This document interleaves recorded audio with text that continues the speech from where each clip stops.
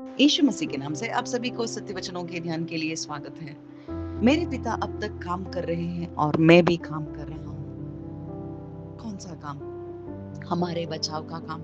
यह काम प्रारंभ हुआ संसार के स्थापना से पहले ही, हमें रचने से पहले ही उन्होंने काम प्रारंभ किया।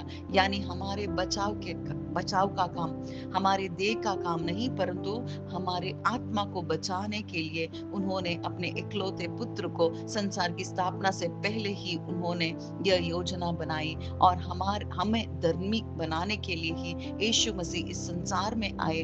और यीशु मसीह हमें पिता पिता के समान बनाने के लिए, हमें धर्मी बनाने के लिए, उनके पुत्र बनाने के लिए, जो कोई भी उनसे विश्वास रखता है उन्हें पुत्र का स्थान देने के लिए ही इस संसार में आए। और जो कुछ भी जीवन यीशु मसीह इस संसार में जिए हैं, यह हमें धर्मी बनाने के लिए, क्योंकि पिता जो कहते थे वही मैं करता हूं, ऐसा विचार वे बताते हैं। यानी जो कोई भी परमेश्वर को पिता मानता है, यानी यीशु मसीह से विश्वास रखने से ही हमारे पिता वे होते हैं। और वो पिता जो कहते हैं वही हम कर सकते हैं, हमारे बल से नहीं, परंतु उनके दिए गए पवित्र आत्मा के द्वारा उनका जीवन हम भी जी सकते हैं।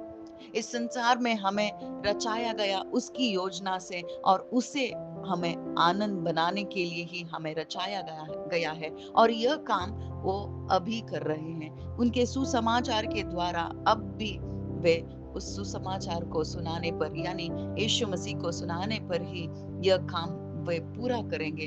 कब तक? यीशु मसीह लौटने तक यह काम उनका है, क्योंकि हम सभी के लिए एक ही योजना, हम सभी उनके पुत्र बने और उनके संबंध में रह सके। परंतु यह हम चुन सकते हैं। यहाँ पर यहूदी इसको इनकार कर दिया। यीशु मसीह पिता कहने पर, बुलाने पर उन्हें यह सभी उनको क्रोध में ले आया और उनका अविश्वास उन्होंने दिखाया।